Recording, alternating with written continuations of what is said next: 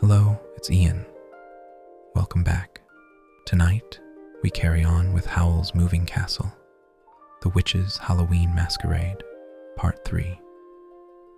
Last time, the Witch's Truth and Transformation game revealed far more than anyone expected.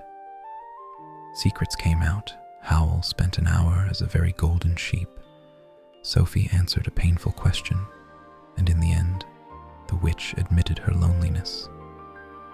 The evening closed on something stranger still, an ancient magical presence beneath the ruins, lonely, curious, and now stirring. In tonight's chapter, Tuesday's dinner with the witch doesn't stay simple for long. A visitor arrives, claiming to be from the future. The dining room walls start replaying memories, and the sleeper itself joins the table for apple pie. By the next morning, market chipping is improved, though not quite in ways its citizens asked for. I'll read this gently and unhurriedly so you can settle in, relax, and if you fall asleep, that's just right. Let's begin. Chapter 5, in which Tuesday becomes complicated. Tuesday started with the bathroom being purple again. Sophie discovered this at 6 a.m. when she stumbled in half asleep and found herself confronted by walls that were not just purple, but aggressively purple, the kind of purple that suggested the castle was having opinions about interior decorating and wouldn't be talked out of them. "Calcifer," she called wearily. "The castle's doing it again." "I know." Calcifer's voice came from everywhere and nowhere, which meant he was probably arguing with the castle's magical consciousness again. "It insists purple is soothing. I tried explaining that this particular shade could strip paint off a barn, but it won't listen."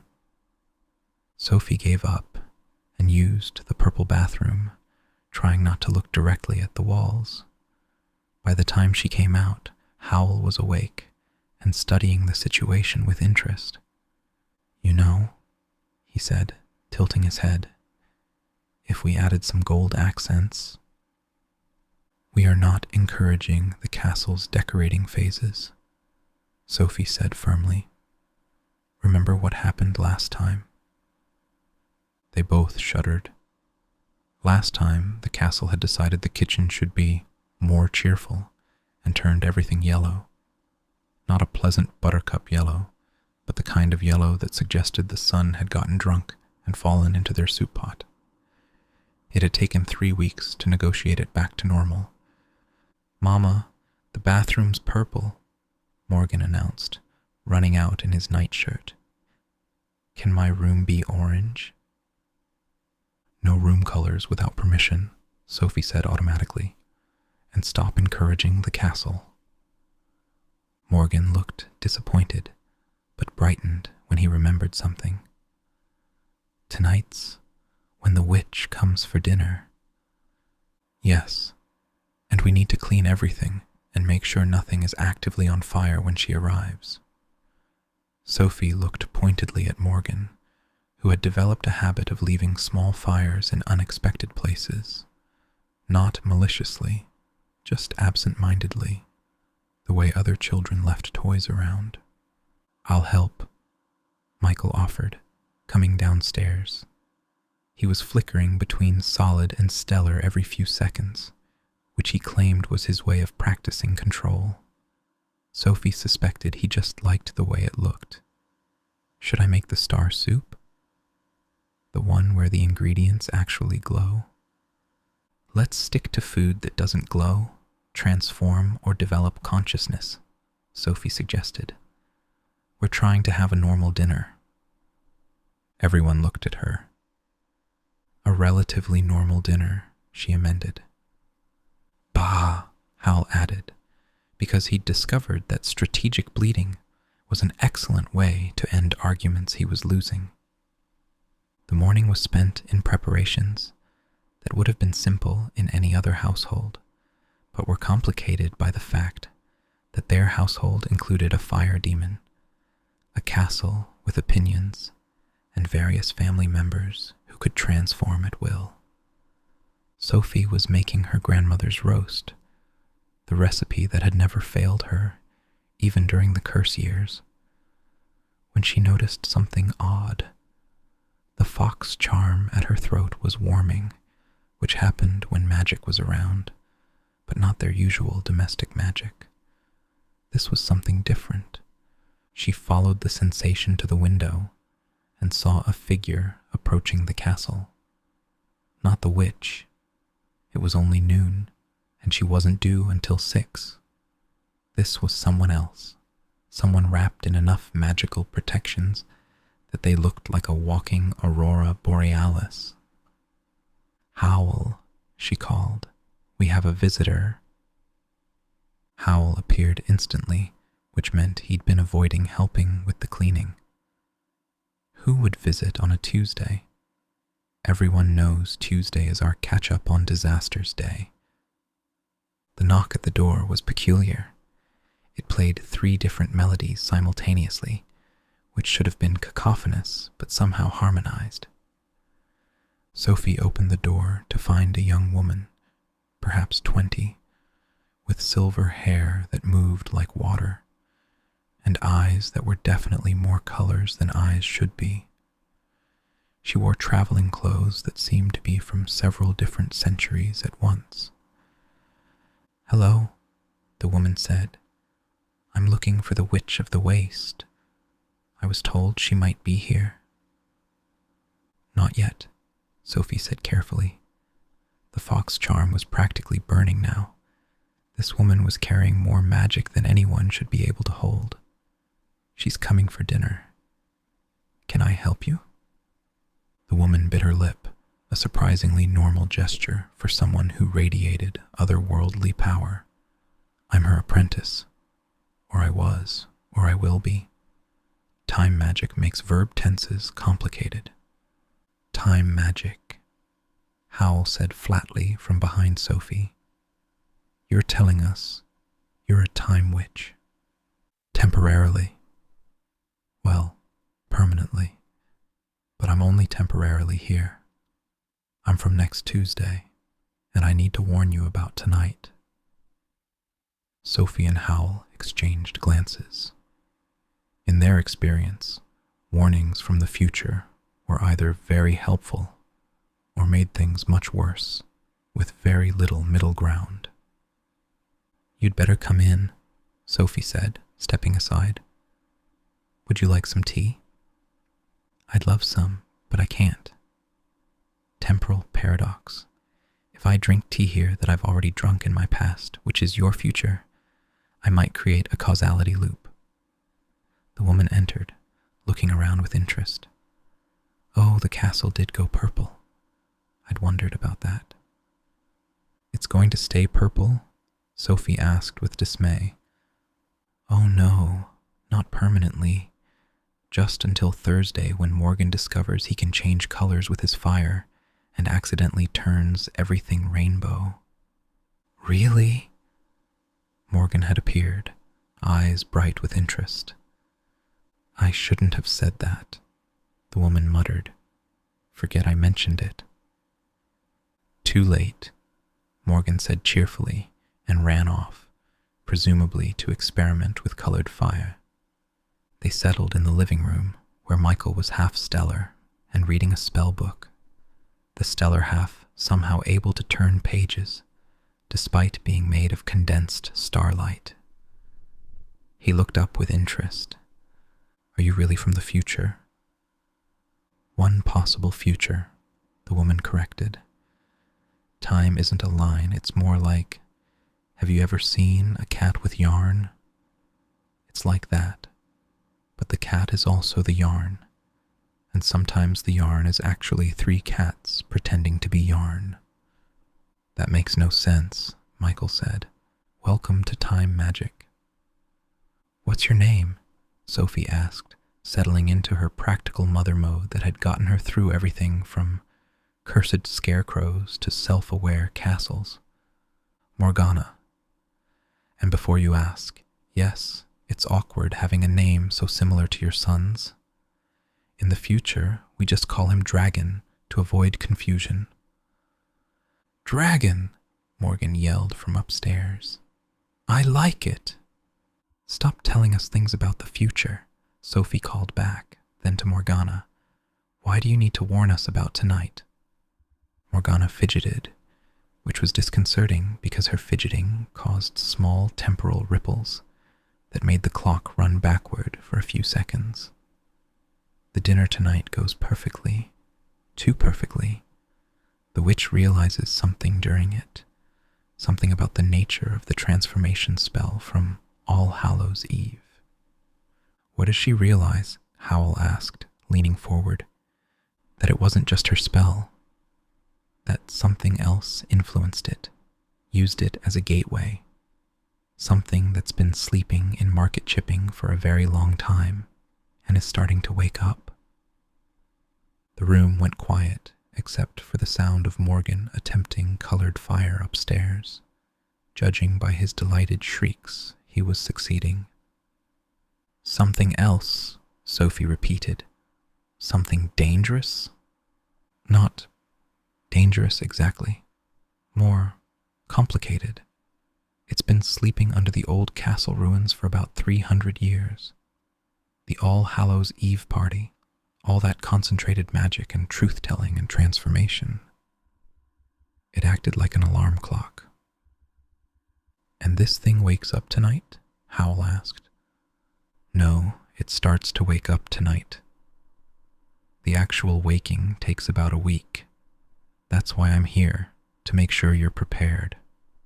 Morgana pulled out what looked like a perfectly ordinary notebook, except it occasionally showed pages from next week, instead of the current ones. The witch will realize what's happening when she sees your dining room. What's wrong with our dining room? Sophie asked, slightly offended. Nothing yet, but around 6:30 tonight, it's going to start showing everyone's memories as moving pictures on the walls. That's the first sign that the sleeper is stirring. The sleeper? That's what we call it in my time. We never found out its real name because names have power, and its name would apparently make everyone who heard it immediately want to redecorate everything in purple and gold. The castle, Sophie exclaimed. The castle's purple obsession. Is the sleeper's influence bleeding through? Yes. It really likes purple. Also, transformations, truth-telling, and dinner parties. It's actually quite social for an ancient magical entity. Calcifer materialized in the fireplace. Are you telling me there's been something sleeping under the ruins this whole time, and no one noticed? You noticed, Morgana said. You just thought it was background magic from the old castle. Everyone did. It's very good at seeming like part of the landscape. So, what do we do? Sophie asked, her practical mind already working through possibilities. Cancel dinner? No, definitely don't cancel dinner. That's what someone tried in Timeline 7, and it went badly. The sleeper was offended and turned the entire town into a musical for 3 months. A musical? Michael asked, horrified. Everyone could only communicate through song. The baker's revolt in rhyming couplets was particularly memorable. Morgana shuddered. No, you need to have dinner. Let the witch realize what's happening, and then, well, that's where it gets complicated. It's already complicated, Howell pointed out. More complicated then. The sleeper isn't malicious, just lonely. It's been sleeping alone for 3 centuries. The party woke it up because it felt all that connection and community and wanted to be part of it. But it doesn't understand human boundaries. Like the castle and purple bathrooms, Sophie said, understanding dawning. Exactly. Times 1,000. If it fully wakes without proper introduction to modern magical society, It might try to help everyone by transforming the entire town into what it thinks would make them happy, and its ideas of happiness are unique. Bah, Hal said, which Sophie had learned meant he was thinking hard about something. So, we need to teach an ancient magical entity about boundaries before it wakes up completely. In essence, yes. And it starts tonight, with dinner. Morgana stood. I should go before I accidentally change anything else. But Sophie, when the memories start appearing on the walls, don't panic. And whatever you do, don't let the witch leave before dessert. The sleeper really wants to try her apple pie. The ancient magical entity wants pie. It's been dreaming about food for 300 years. Wouldn't you want pie? With that logic-defying statement, Morgana walked to the door. Oh, and Howl. You might want to practice your baaing. The sleeper finds it soothing. She left before anyone could ask what that meant. The afternoon passed in a blur of preparation, tinged with nervous anticipation. Sophie cooked while trying not to think about memories appearing on walls. Michael practiced keeping solid while helping set the table. They lost 2 plates to his stellar form. Morgan successfully created purple fire, which pleased the castle so much that it turned the bathroom lavender in compromise.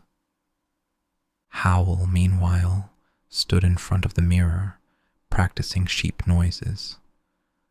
Ba, ba, ba.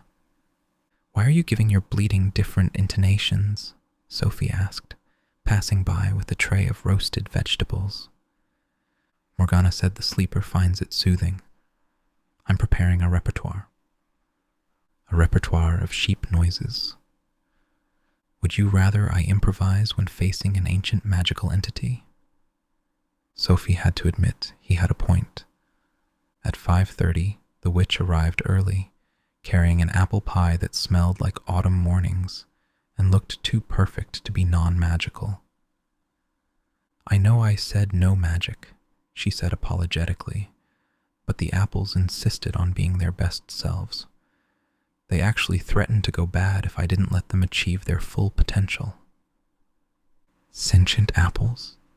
Sophie asked, taking the pie. Semi-sentient.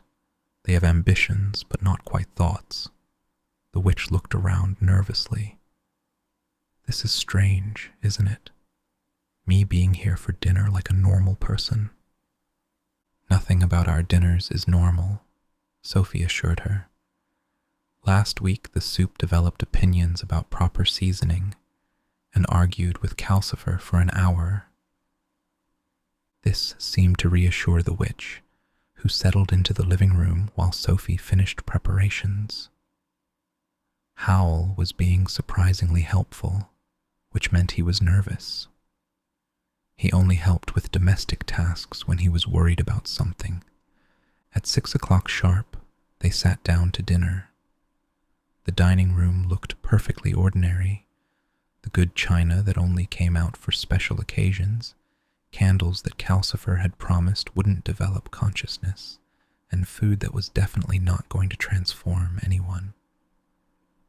This is lovely, the witch said, seeming younger than her middle-aged appearance, almost childlike in her pleasure at being included. I haven't had a family dinner in... Actually, I don't think I've ever had a family dinner. Never? Morgan asked through a mouthful of potato. My family wasn't the dinner type. More the cursing each other across continents type. The witch took a bite of roast. Sophie, this is amazing. Is that rosemary? And thyme, my grandmother's recipe. They ate and talked, the conversation flowing surprisingly easily. The witch told stories about her vegetable garden. The carrots have formed a union and are demanding better soil conditions. Michael shared his adventures in stellar transformation, I accidentally became a constellation last night and scared 3 astronomers, and Morgan demonstrated his new colored fire abilities with enthusiasm that required quick intervention from Calcifer. At 6:25, Sophie noticed the fox charm growing warm again. At 6:28, the walls began to shimmer. At 6:30 exactly, the first memory appeared. It wasn't dramatic at first, just a faint image on the wall behind the witch, like someone had painted it with watercolors. It showed a young girl with red hair, maybe 7 years old, standing alone in a garden, reading a book of spells while other children played in the distance. "Is that—" Howl started. "Me," the witch said softly, staring at the memory. "That's me, age 7, teaching myself magic because no one else would." Another memory appeared on the opposite wall.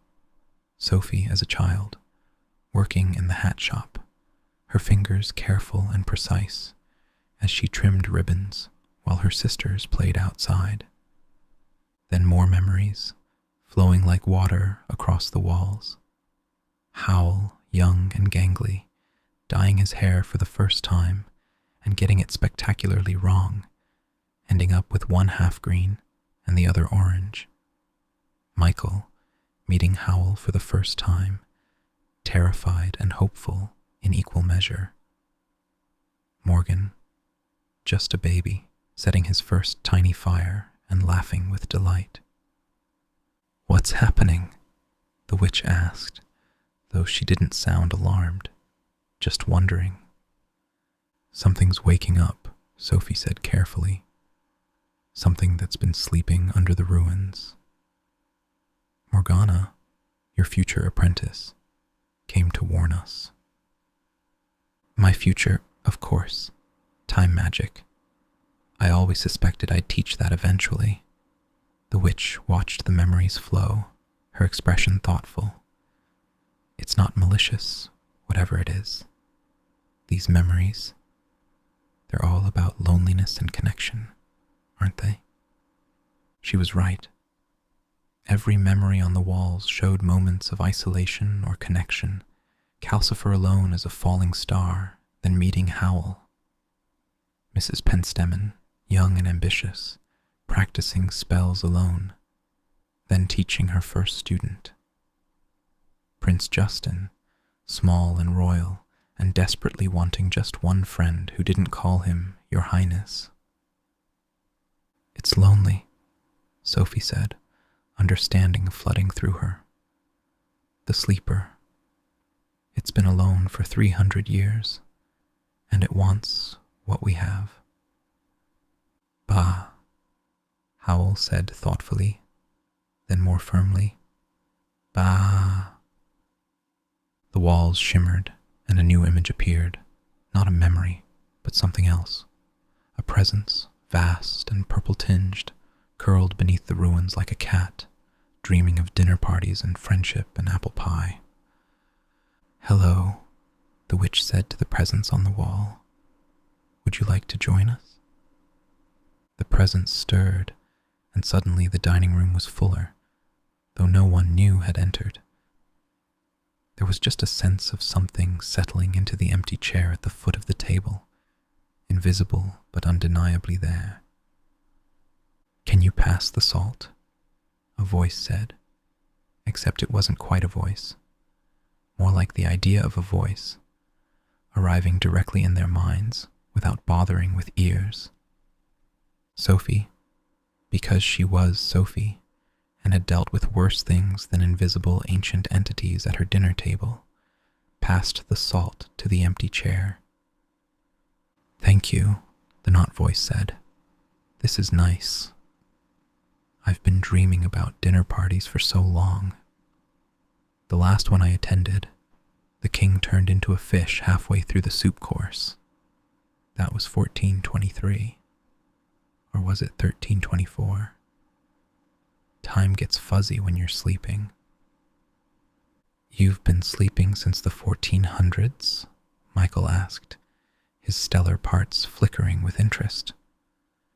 since 1423 or 1324. There was an incident with a wizard who didn't appreciate my decorating suggestions.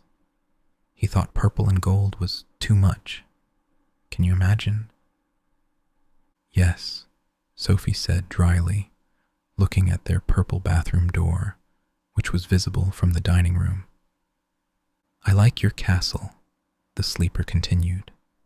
It has good taste. We've been having wonderful conversations while you're all asleep. You've been talking to our castle? Howl asked. Of course. It's been lovely. Did you know it wants a conservatory? For growing starlight orchids. They only bloom at midnight and smell like tomorrow. Our castle wants a conservatory, Sophie repeated faintly. With your permission, of course. I've learned about boundaries since 1423 or 1324. That was part of the problem, you see. I didn't understand that not everyone wants their house to be purple and gold with moving memories on the walls and furniture that expresses opinions. You turned people's houses into what our castle is becoming, Sophie asked. Only a few, dozen, maybe 3 dozen. The town council was very upset. That's why the wizard made me sleep, so I could think about what I'd done. I've been thinking for 300 years. I think I understand better now. Not everyone wants helpful improvements. But some do, the witch asked with interest. Oh yes. Your cottage, for instance. It would love to have roses that sing lullabies, not loudly, just humming. And your vegetables would be so much happier if they could migrate around the garden when the soil gets tired. The witch looked delighted. Migratory vegetables? The carrots would establish proper trade routes. Very organized carrots. Sophie put her head in her hands. Are you telling me you want to wake up and... What? Be Market Chipping's magical interior decorator? Oh no, that's far too limiting. I want to be part of the community, attend parties, learn about modern magic, try food. Do you have any idea how much I've missed food? You can't eat while you're sleeping, and dream food never satisfies. Would you like some pie? The witch offered. It's apple. The apples achieved their full potential. There was a pause. Then the knot voice said with surprising emotion, I would love pie. Serving pie to an invisible entity was surprisingly easy. They just put a slice at the empty place setting and watched it disappear bite by bite. The sleeper made happy humming sounds that resonated in the walls. This, it said finally, is worth waking up for, but I promise to wake up slowly and carefully. Morgana explained about the timeline where I turned everyone into a musical. That wasn't my best work. Morgana talked to you? Sophie asked. Oh yes, she's lovely. In about 3 years, she'll help me learn to manifest properly instead of just being a presence. I'll be able to attend parties with an actual form. I'm thinking something elegant but approachable, with purple accents. Of course, Sophie said, resigned to a purple future. The rest of dinner was surprisingly pleasant. The sleeper told stories about Market Chipping's history. Did you know this used to be a swamp? The first mayor was a frog who got transformed into a human, but kept the administrative skills. Asked questions about modern magic, so you can't just turn people into fish anymore, even if they're being rude, and complimented everything enthusiastically. This rosemary, and is that time, Sophie, you're an artist. As the evening wound down, the witch stood to leave, looking more relaxed than Sophie had ever seen her. This was wonderful, she said. Even with the ancient entity and the memories on the walls and the invisible pie eating. Next Tuesday, Sophie suggested. Same time. I'd love that. And Sleeper, you're welcome at my cottage anytime. We can discuss the singing roses. And the migratory vegetables. Especially those. After the witch left, the Sleeper's presence lingered for a moment. Thank you, it said, for not panicking, for passing the salt, for the pie, for showing me that things have changed since 1423, or 1324, Morgan added helpfully. Exactly.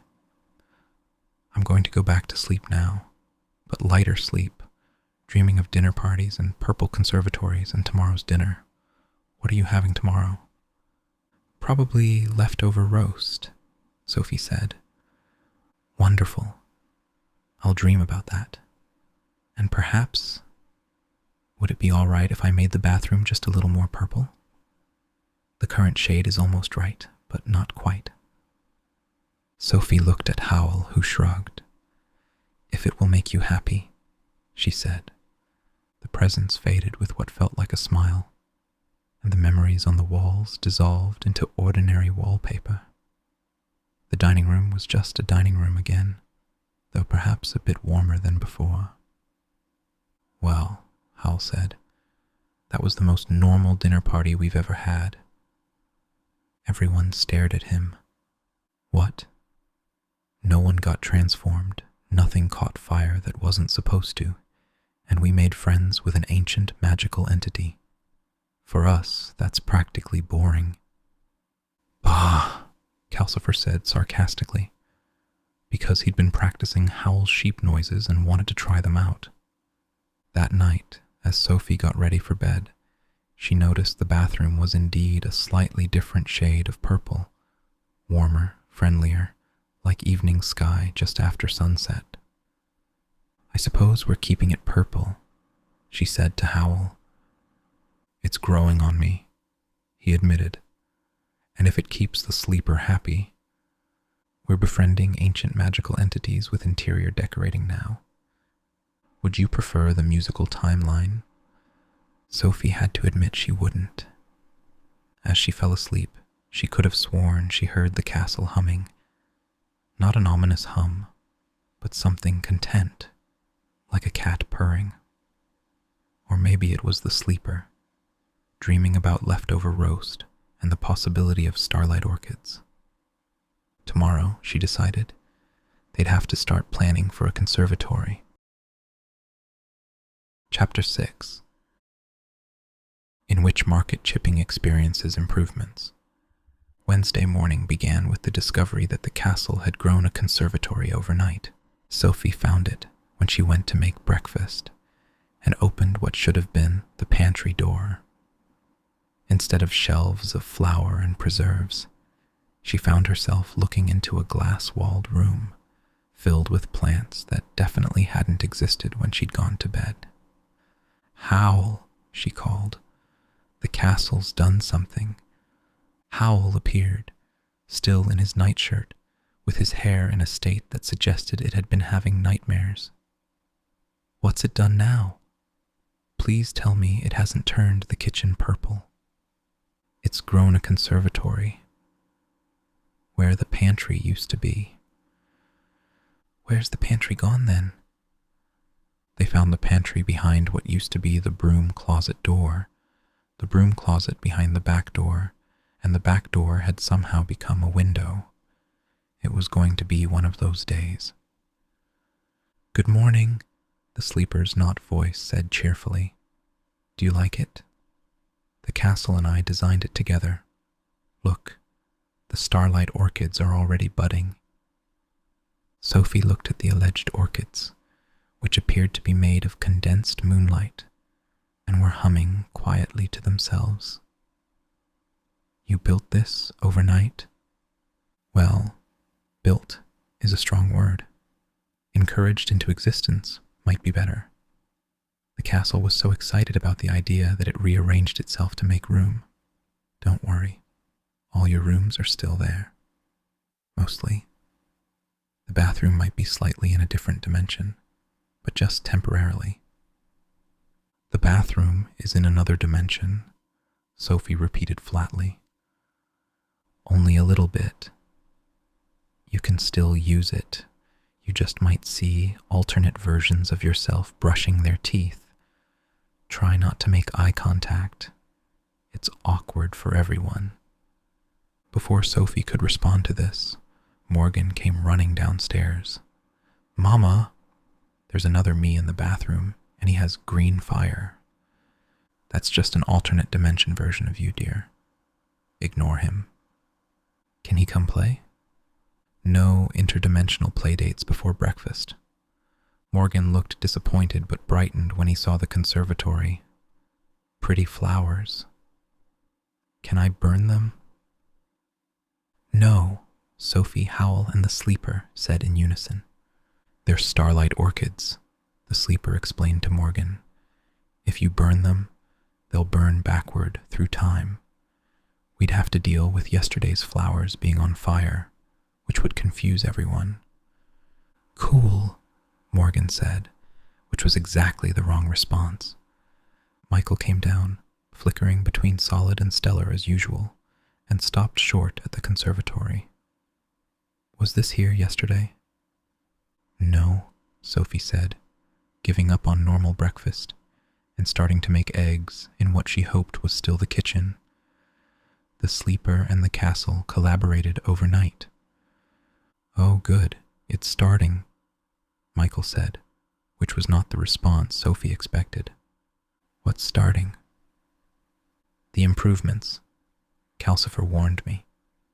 He said once the sleeper started waking up properly, it would begin improving things. Apparently, this is how it shows affection. By rearranging our house, by making things better, according to its definition of better, which involves a lot of purple and things being in slightly different dimensions. As if to prove his point, there was a knock at the door, or rather, at the window that used to be the door. Sophie opened the actual door, which was now where the coat closet used to be, to find Mrs. Fairfax, the baker, looking frazzled and carrying a tray of muffins that were gently floating about 3 inches above the tray. Sophie, dear, I need to speak to that entity of yours. My bakery has developed ideas. Ideas? The ovens now bake things in the future and deliver them to the past. I made these muffins tomorrow, but they appeared yesterday, and now my customers are confused about when they've eaten them. Sophie took one of the floating muffins.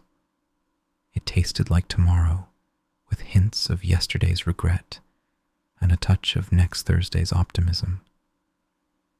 That's actually quite good, she admitted. The taste is lovely, but the temporal indigestion is terrible. Mr. Hammond ate one and remembered things that haven't happened yet. He's very upset about next week's weather. The sleeper's presence materialized, feeling genuinely contrite. I was trying to help. You mentioned yesterday that you never have enough time to bake everything, so I thought, why not bake across multiple time streams?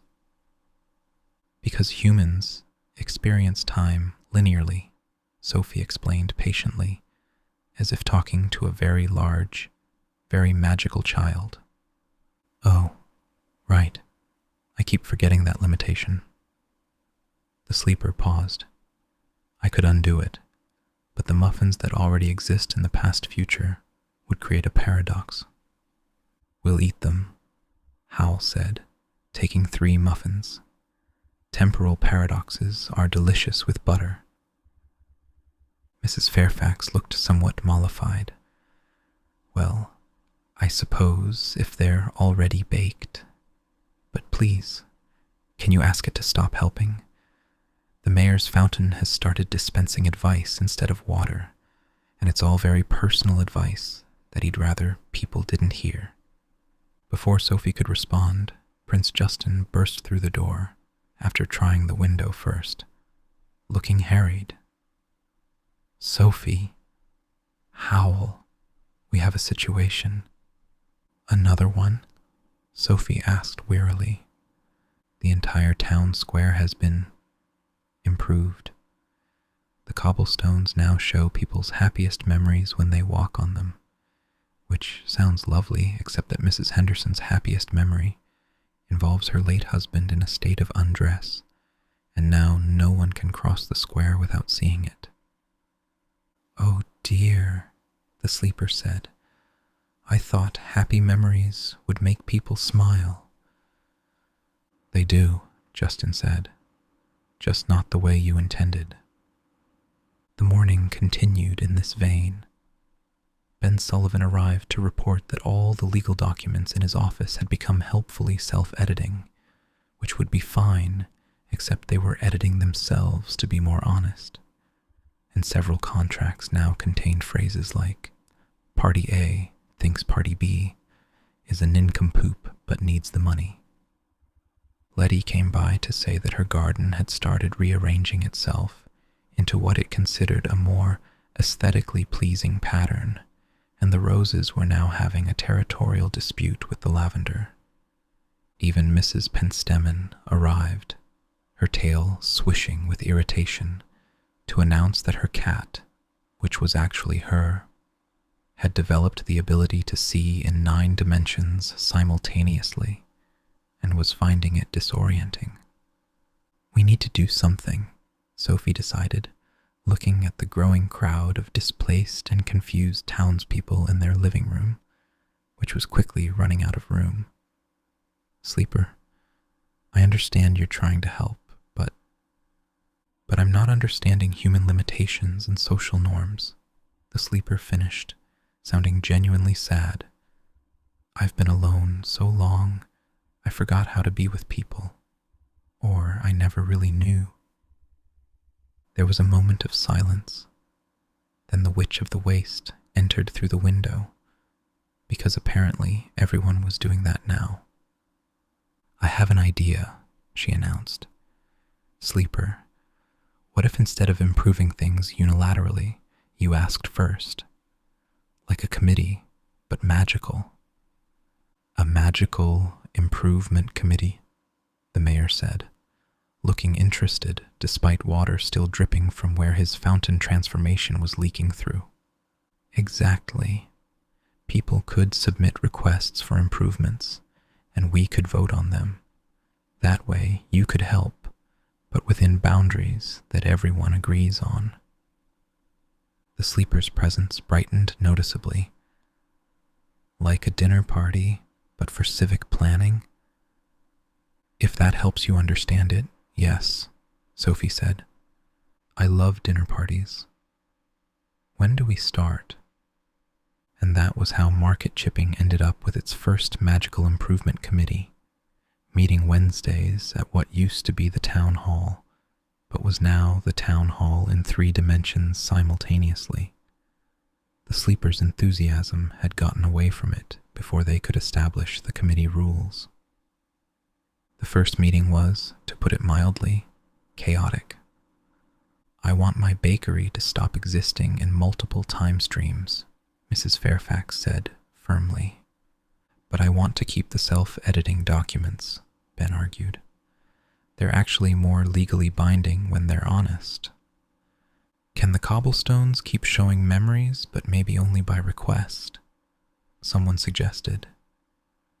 "My vegetables," the witch said, "would like to formally request migration rights." "Vegetables don't have rights," the mayor pointed out. "They do if they're sentient enough to unionize," the witch countered. Sophie, who'd somehow been elected committee chair, she suspected Howl of magical ballot manipulation, tried to maintain order.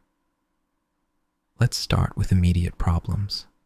Sleeper, can you return Mrs. Fairfax's bakery to normal time?" "Define normal," the sleeper said, which was not encouraging. "Linear.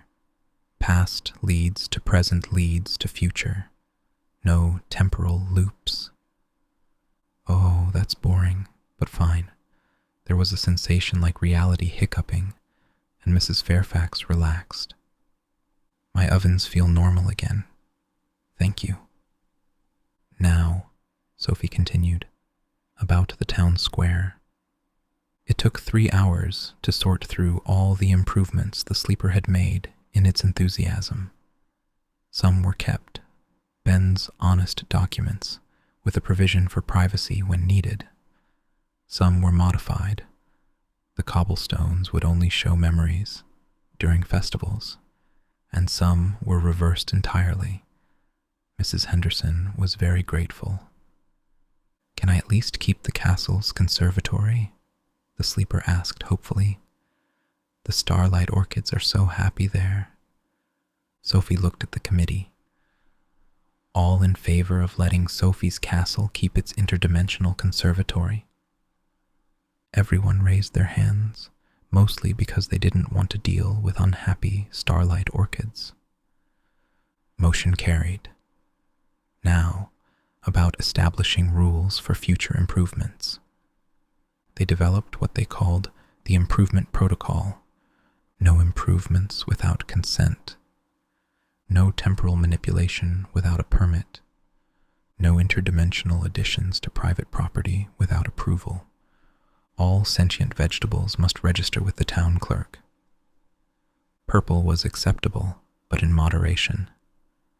These rules are very limiting, the sleeper complained. They're very human, Sophie corrected. We need structure to function. Like dinner parties have courses, soup, then salad, then main, then dessert.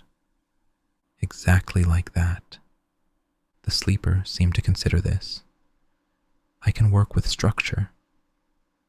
But can we have a subcommittee for experimental improvements? For people who want to try temporal bakeries or singing roses? An opt-in experimental program? Ben said thoughtfully. That could work. Legal framework might be complex, but... And so, Market Chipping became the first town in Ingery to have an experimental magical improvements subcommittee chaired jointly by the Witch of the Waste and Prince Justin, who'd discovered he quite liked thinking with childlike wonder about civic planning. By evening, some semblance of order had been restored. The town was still slightly more purple than before, and occasionally someone would walk through a patch of space that existed in 2 dimensions at once, but these were considered acceptable quirks. Sophie was making dinner in her temporally stable kitchen when Howell came in looking thoughtful. You know, he said, for an ancient entity learning to interact with humans, the sleeper's doing remarkably well. You think so? It turned the entire town into a temporal paradox. Yes, but it fixed it when we explained the problem. That's progress. He paused. Also, I've been thinking about the conservatory. What about it? The starlight orchids. They're not just decorative, they're producing actual starlight. Calcifer says it's the same kind of light that powers fire demons. Sophie turned to look at him.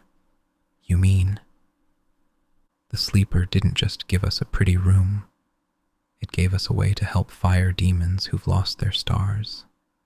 That's actually incredibly thoughtful. They stood in silence for a moment, contemplating the unexpected depth of the sleeper's gift. Mama! Morgan ran in, covered in what appeared to be paint that shifted colors. The sleeper taught me to paint with light. Look! He held up a piece of paper that showed a crude but recognizable family portrait, glowing softly with its own luminescence. That's beautiful, dear. Go wash up for dinner, with regular water, not interdimensional water. Ah, but the other me's are fun to talk to. No conversing with alternate selves before dinner either. As Morgan ran off, Michael came in through the conservatory, because apparently that was a route through the house now. The improvement committee wants to know if you'll host next week's meeting here. The town hall is still partially in another dimension. Of course it is, Sophie sighed. Fine, but everyone brings food. If we're going to have committee meetings in my house, we're making them dinner parties. The sleeper will love that, Michael said. Oh, and it wanted me to ask, can it try making the bathroom a different shade of purple? It promises just one shade different. One shade, Sophie agreed. But if it turns into a purple spiral through 17 dimensions, I'm putting my foot down. That night, as they all sat down to dinner, including an invisible place setting that had become permanent for the sleeper, Sophie reflected on how much had changed in just a few days. They'd gone from a forced truth-telling party to an ancient entity redecorating the town to a formal committee structure for magical improvements. This is nice, the sleeper said, its not voice warm with contentment. I'm learning so much, like how humans need linear time, and vegetables shouldn't migrate without permits, and purple has acceptable limits. You're doing very well, the witch said encouragingly. She'd taken to visiting daily, ostensibly to check on the sleeper, but really, Sophie suspected, because she was lonely too. Remember, you've been asleep for 300 years. You can't expect to understand everything immediately. 302 years, the sleeper corrected. Or 303. I'm still not sure about 1423 versus 1324. Does it matter? Morgan asked, showing the wisdom of 3-year-olds. I suppose not. What matters is now. And now I have friends and dinner and a committee dedicated to helping me help others properly. Bah, Howell added, because he'd noticed the sleeper did find it soothing. Thank you, Howell. That was very comforting. Calcifer flickered from his grate. I have to admit, for an ancient entity with boundary issues and a purple obsession, you're not bad company. Thank you. You're not bad for a fire demon who pretends to be grumpy, but actually cares deeply about everyone. Calcifer turned pink. That's not, shut up and eat your invisible food. Everyone laughed, even the sleeper in its strange, resonant way that made the walls hum harmoniously. After dinner, Sophie stood in the conservatory, watching the starlight orchids bloom. They opened at exactly midnight, as promised, releasing light that fell like gentle snow. It was beautiful and impossible, and slightly too purple, but it was theirs. No regrets? Howell asked, joining her. About befriending an ancient magical entity with decoration compulsions? Surprisingly, no. It does make life interesting, as if our life needed to be more interesting. Bah, Howell said philosophically. That doesn't work as a response to everything, you know. Bah, he said, making it a question. Sophie laughed and leaned against him, watching the starlight fall. In the distance, she could see Market Chipping, slightly purple in the moonlight, with buildings that occasionally existed in multiple dimensions, and a town square that remembered happiness. It wasn't normal. It would never be normal. But it was theirs, and it was home.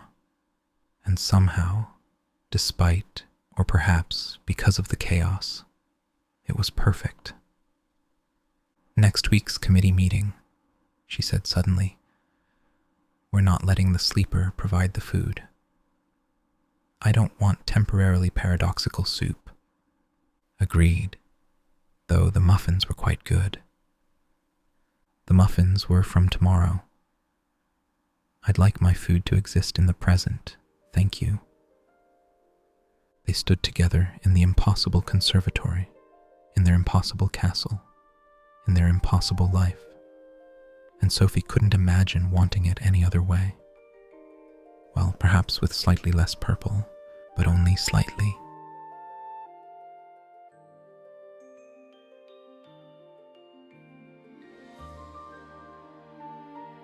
Thanks for spending some time with me tonight. I hope I helped you unwind and drift a little closer to sleep. If you're enjoying these readings, there's a whole library of full books and cozy chapters waiting for you over on my Patreon. If you are already a member, then I thank you. It includes exclusive content, bonus episodes, and early access to new releases. You can also become a YouTube member if you haven't already, to listen ad-free and explore hundreds of other relaxing readings anytime you like. I'd love to have you there. Sweet dreams, and I'll see you in the next one.